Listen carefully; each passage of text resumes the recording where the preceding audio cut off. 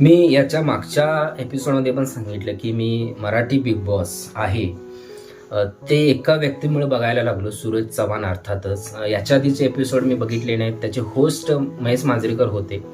पण आत्ताचा जो सीझन 5वा आहे त्याच्यामध्ये आपले मराठमोळे अभिनेते, अर्थातच त्यांनी बॉलिवूडमध्ये आपल्या स्वतःचं एक वेगळं स्थान निर्माण केलेलं आहे. मी त्यांचा पहिला चित्रपट धमाल बघितला होता. त्याच्यानंतर मी त्यांचे चित्रपट, बरेचसे चित्रपट पाहिलेले आहेत आणि त्यांची ॲक्टिंग, त्यांचा अभिनय जो आहे तो खरंच उत्तम, अतिशय उत्तम आहे.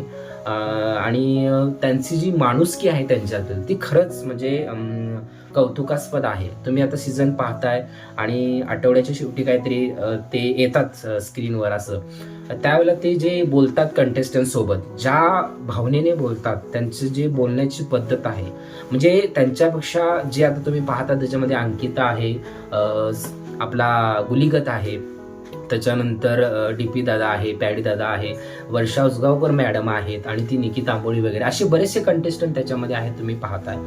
आणि अभिजित सावंत आहे. तर ते त्यांच्यापेक्षा वयाने जे लहान आहेत तर त्यांना ते आदरानं बोलतायत, आहो जाऊ करतायत, तुम्ही बोलतात. आपण त्या ठिकाणी असतो तर अरे तुला कळत नाही का, कारण ते त्या कंटेस्टंट शी कसंही बोलू शकले असते.